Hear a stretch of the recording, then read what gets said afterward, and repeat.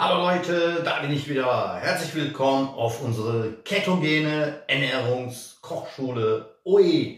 Oh, langes Wort. Ich glaube, ich kürze das wieder als Kochschule OE. Ist, glaube ich, besser.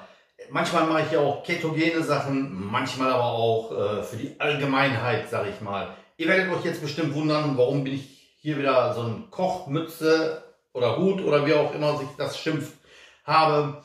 Bei dieser Gelegenheit möchte ich mich dem Daniel Naumann aus Leipzig, Umgebung Leipzig, Bad Lausick ist das, glaube ich, da wo er wohnt. Er hat mir diese Mütze per Post zugeschickt als ein kleines Dankeschön. Ich habe für ihn auch ein Geschenk rübergeschickt, weil er so viele Sachen bei mir bestellt hat im Online-Shop. Die mache ich aber nachher ab beim Kochen, nicht dass sie verschmutzt wird, steht sogar noch Kochschule OE drauf. Hat er sich wirklich Mühe gegeben, bestimmt nicht billig das Teil, steht mir sogar, besser als meiner, den ich hatte. Der bleibt wenigstens auch so. So, was machen wir denn heute, was kochen wir denn heute? Heute wieder etwas, entweder für die Allgemeinheit, die können das natürlich nachkochen, oder aber auch für die Ketogenen, ist auch ketogen geeignet. Und zwar machen wir ein Gaziantep Tawasse, besser gesagt. Das ist speziell in Antep gemacht, aber ich mache das eine bisschen andere Version, aber wir nennen es einfach mal Antep Tawasse. So, und was wir dazu alles brauchen und wie das alles geht, könnt ihr mir natürlich wieder über Schulter schauen, aber erst nach dem Intro, wenn ihr dran bleibt. Bis gleich.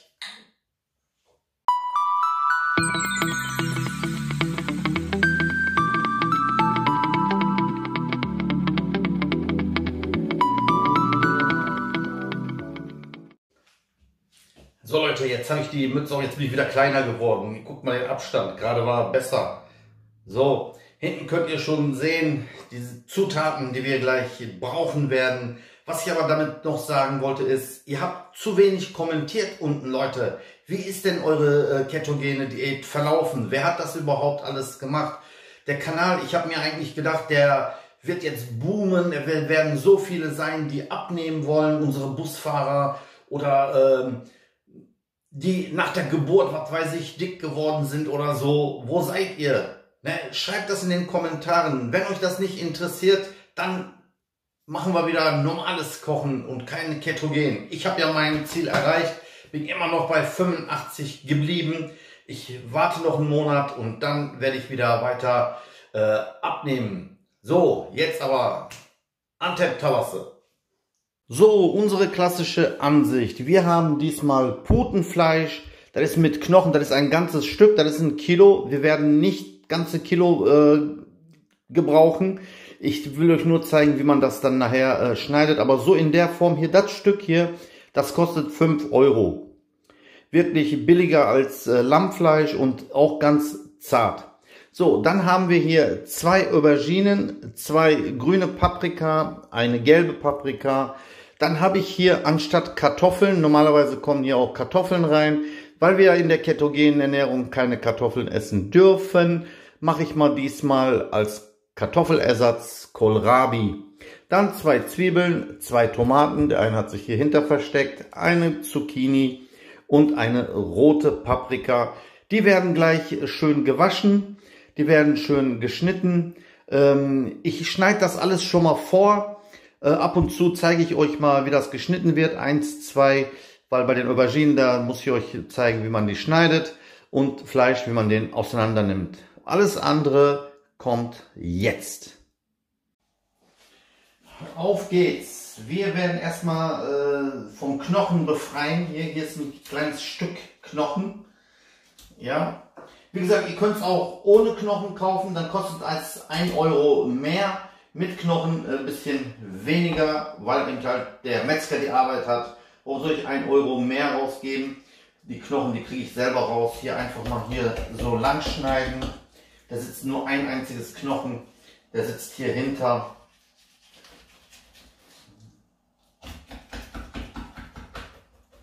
Und schon haben wir Knochen schon fast raus. Ich lasse mal ein bisschen Fleisch dran. Da kann man daraus noch eine Suppe machen. Seht ihr, das Stück kann man komplett so eine Suppe rausmachen. Die tue ich mal zur Seite. Wie gesagt, wir brauchen nicht das ganze Fleisch. Für unsere Zwecke reicht hier so 300 Gramm. Nehmen wir aber doch den anderen. Bisschen mehr, so 400 Gramm, denke ich mal. Ja, 400 Gramm müsste reichen. Das Fett hier, keine Angst haben, weil Ketose, das kann man gebrauchen, weil das schmilzt dann nachher. Ja, die tue ich mal hier so zur Seite. Die können wir nachher oben drüber tun, wenn ich das nicht vergesse. Die tue ich mal hier zur Seite. Und einfach mal so in Würfel schneiden. Eine Art Gulasch, sage ich mal. Ich weiß nicht, ob ihr das von da aus so sehen könnt. Ich mache das immer so längst. Jawohl. Ich weiß nicht, was ich noch alles kann. Ey. Metzger, Busfahrer, YouTuber, TikToker. Alles in einer Person.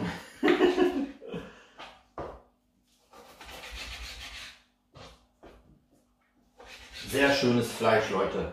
So, jetzt können wir anfangen. Nicht so klein, nicht so groß. Ich habe hier schon unsere Pfanne, sag ich mal, Tepsi. Auf Antep heißt das ja Tepsi Tawasse, also eigentlich Pfanne. Ne? Aber wie will man so eine große Pfanne finden? Da kann man das in so einer Form oder die türkischen Tespi, die runden, wo ich ja Baklava mitgemacht habe, könnt ihr benutzen. So, ich will euch aber jetzt nicht nur mit dem ganzen Fleisch hier festnageln. Ich mache das mal fertig und melde mich gleich wieder, ja? Es geht direkt weiter mit den Auberginen.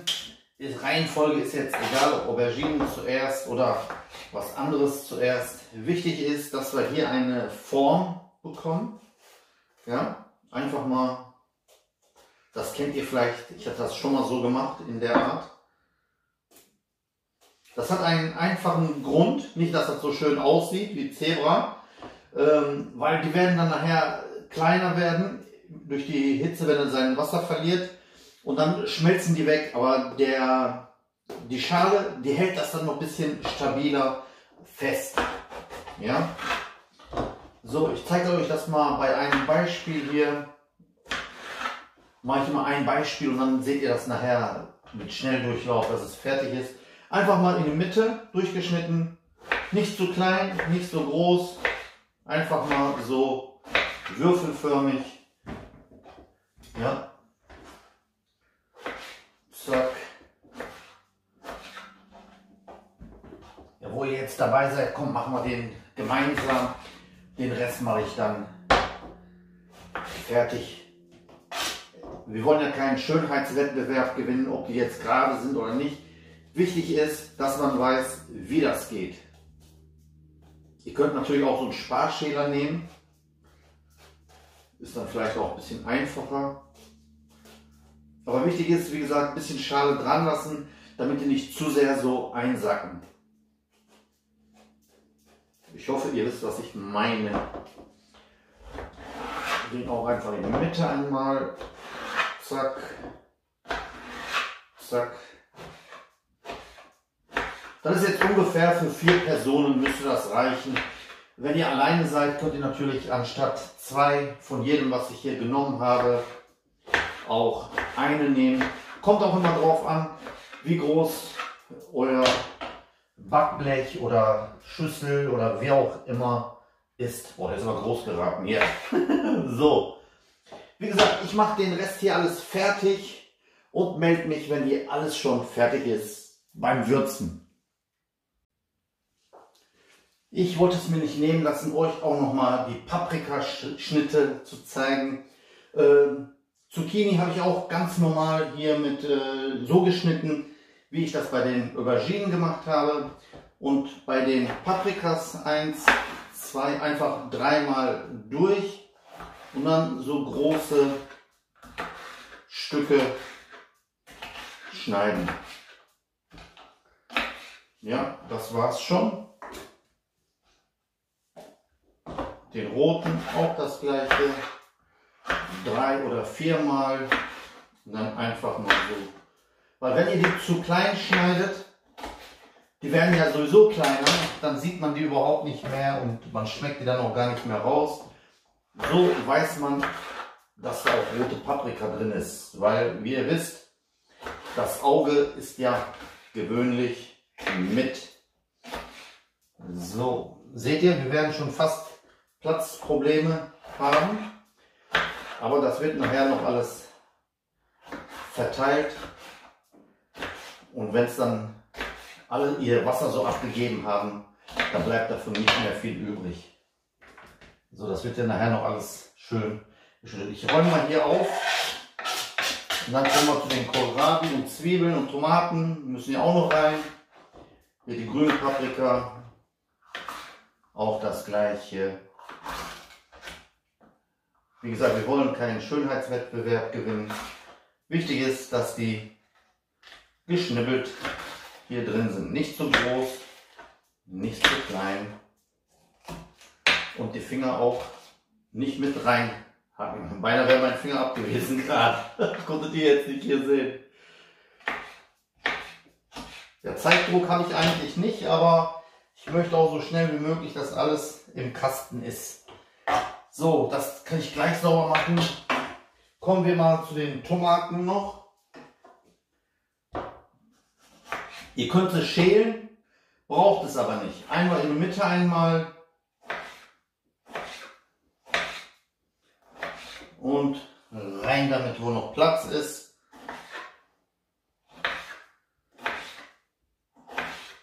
Wie gesagt, manche die schälen das auch noch, aber bin ich auch kein Fan von. Dann schmilzt er ja ganz weg. Hier das kleine Stück, hier das noch weg. Habe ich bei dem anderen, glaube ich, vergessen. Dann kriege ich das bestimmt im Mund. So. Ich schäle in der Zeit mal die Kohlrabi. Das ist ja unser Kartoffelersatz. Und dann noch die 2 Zwiebeln. Und dann sind wir durch. Die Zwiebeln sind auch schon geschält. Und unsere Kartoffel, die falsche Kartoffel, sage ich mal, ja, die auch einfach mal, ja, ich weiß gar nicht, wie ich die schneiden soll. Normalerweise kommt sowas ja hier nicht rein. Auch in Würfel. So dass man eben halt eine Art Kartoffelersatz. Das hatte mir die Schükran, war das glaube ich, die ist auch immer auf meinem Kanal, kommentiert auch immer fleißig. Und die hatte mal gesagt, du kannst einen falschen Salat machen, so einen Kartoffelsalat. Und ich meine, die hätte damals hier Kohlrabi gesagt. Deswegen habe ich mir gedacht, okay, sieht ja auch aus wie Kartoffel, wenn ihr so seht. Dann probiere ich das mal. Bin mal gespannt, ob ich das rausschmecke, dass das Kohlrabi ist.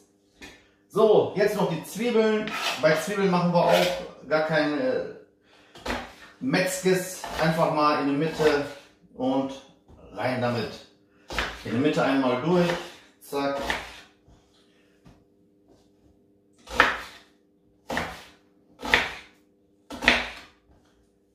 So, dann haben wir die Schnibbelei jetzt schon hinter uns.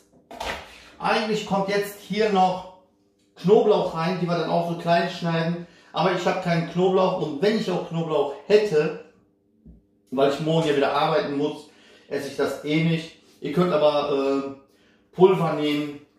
Ich habe auch noch Knoblauchpulver hier, wenn ihr kein frisches da haben solltet. So, wir machen gemeinsam gleich die Soße, das Gewürzen. Backofen habe ich schon auf 180 Grad vorgewärmt. Das seht ihr aber gleich. Wir machen jetzt gemeinsam die Würzmischung. So, meine Lieben, das Gewürzen, das kann ich eigentlich auch euch überlassen, weil jeder hat so seinen eigenen Gaumengeschmack. Ich mache jetzt mal die traditionelle Art, wie ich das immer mache. Salsa kennt ihr ja schon, darf in der Antep-Küche nicht fehlen.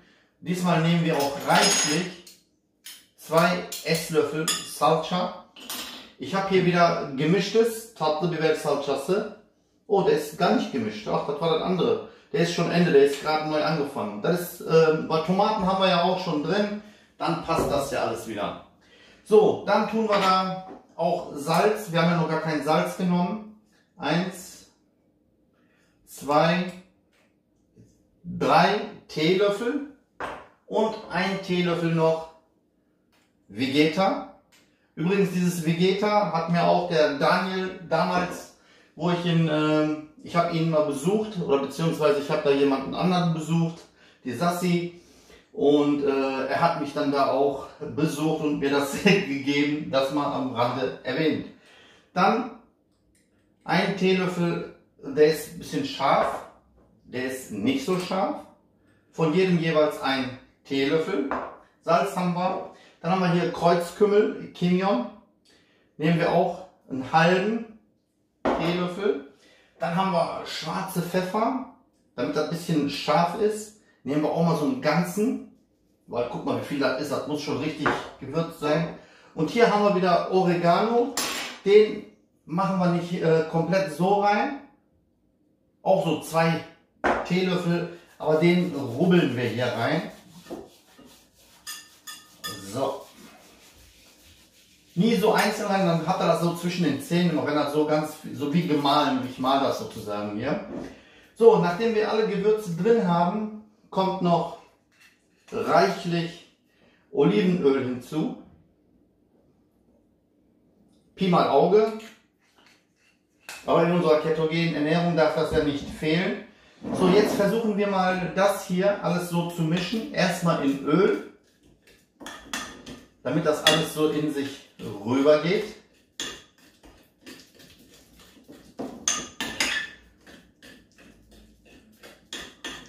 So, nachdem alles schön verteilt ist, tun wir da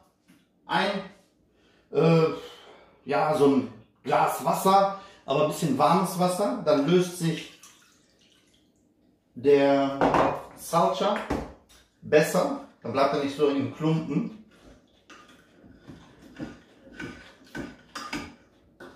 So. Und schon ist unsere Soße fertig. Jetzt könnt ihr euch vorstellen, was jetzt kommt. Das Ganze kommt natürlich gleich auf unserem Blech. Boah, ist der schwer geworden. Der wird hier überall so verteilt.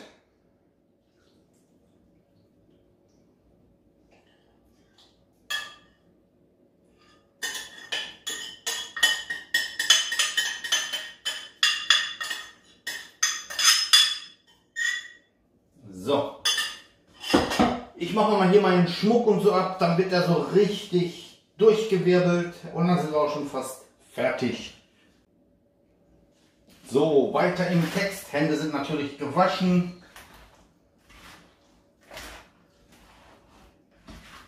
Manche ziehen auch noch Handschuhe an, könnt ihr natürlich auch machen. Das Fleisch ist ja hier unten.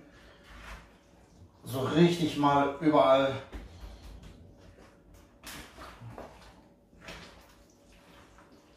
Jawohl. So richtig alles einmassieren, einkneten, dass die ganzen Gewürze sich schön verteilen und natürlich auch die ganzen Zutaten. Dass nicht auf einer Seite nur Kohlrabi, auf der einen Seite nur Auberginen, auf der einen Seite Fleisch, auf der einen Seite kein Fleisch. Ja? Und nachher, wenn das gleich ein bisschen sich zieht, kann man ja nochmal umrühren. Boah, das riecht schon richtig lecker, Leute. So, ich wasche mir eben noch die Finger, dann kommt noch etwas Spezial hinzu. Das zeige ich euch aber auch gleich. Lasst mich erstmal die Hände waschen. Es geht weiter und zwar habe ich hier Trabzon sogar. Trabzon, Tereyağı. Trabzon muss nicht unbedingt sein. Und wichtig ist, wenn ihr darauf achtet, Tuzsuz. Hier ist nicht ungesalzen. Ja, steht auch auf Deutsch drauf. Das ist jetzt Butter. Ihr könnt natürlich auch ganz normale Markenbutter nehmen. Aber ich benutze den hier schon seit langem auch für meinen Kaffee und so. Vielleicht habt ihr das schon gesehen, da kann man so schön abschneiden. Dann schneide ich immer so ein paar Stücke ab.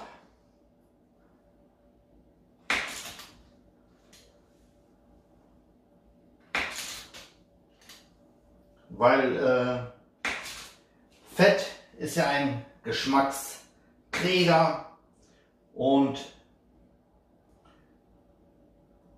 da wir in der Ketose reich an Fett essen müssen, verteilt sich das auch nochmal und der gibt dann noch einen besonderen leckeren Geschmack. So, jetzt ab in den Ofen. Ich weiß nicht, ob ihr dabei sein wollt. Ja, ich tue mal die Kamera eben umstellen. Wartet. Oh, so, seid ihr live mit dabei, aber ich muss hier die Tür aufmachen. Das wird sonst... Ah, kommt gerade vorbei. Jawohl. Ja, wie ihr sehen könnt, ist schon vorgeheizt. Das kommt dann Oberhitze, Unterhitze an. Einfach mal hier drauf.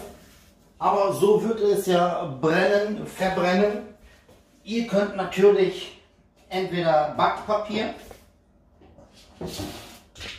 habe ich selbst noch nie gemacht, Backpapier nass machen und da drauf. Ich benutze immer die altmodische Art hier, einen anderen Backblech, einfach mal so hier drauf, damit oben erstmal nicht so verbrennt, damit auch in dieser Dampf schön gegart wird. Ja? Ab und zu umdrehen und die letzten 10, 15 Minuten ohne den Deckel, also das zweite Backblech, dann fertig backen. Und ich melde mich nachher, ab und zu machen wir mal so ein Update, nachher, wenn es fertig ist. Bis dann. So Leute, wir machen mal ein Update. Mal gucken, ob wir das so sehen können.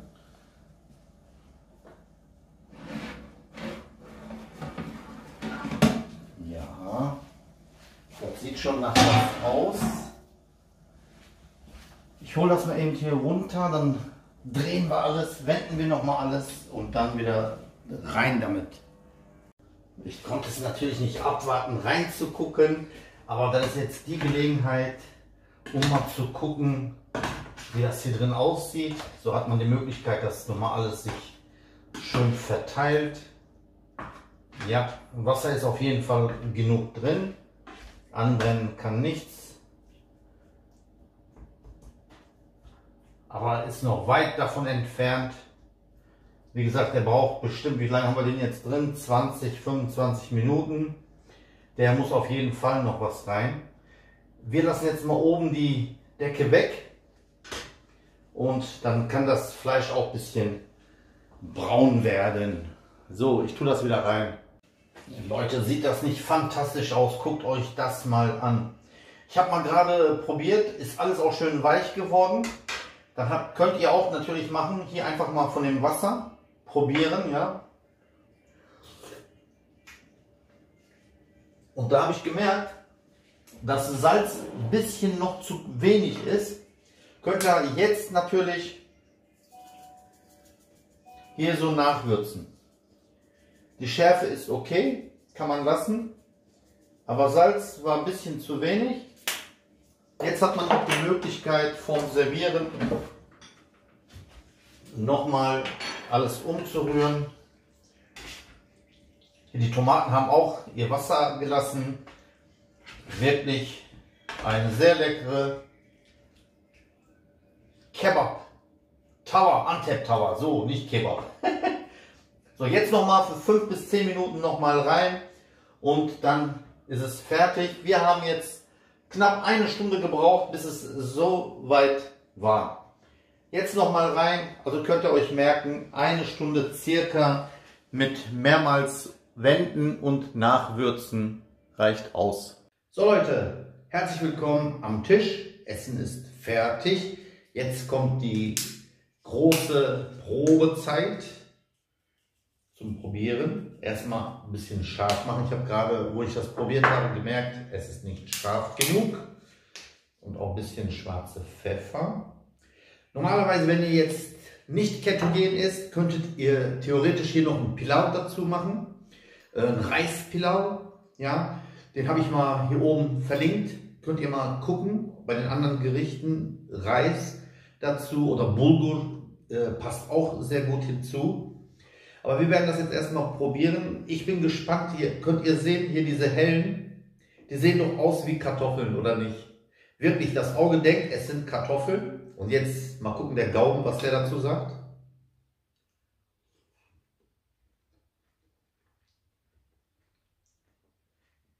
Man merkt, dass es nicht Kartoffel ist.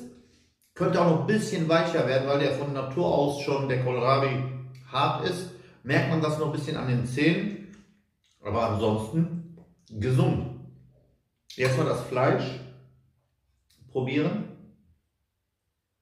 Ein großes Stück habe ich hier erwischt.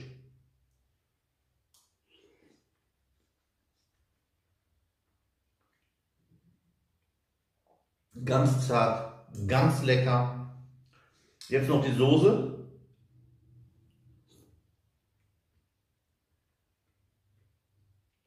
Ich habe das ja nachgewürzt gehabt. Jetzt schmeckt es noch besser. Wenn ihr wollt, könnt ihr auch so Paprika einfach so dazu essen.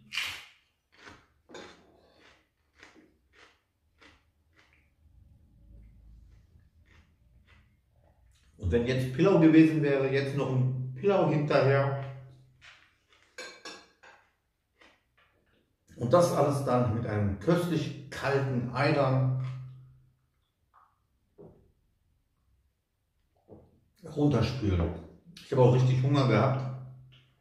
Wieder mal ein ketogenes Essen.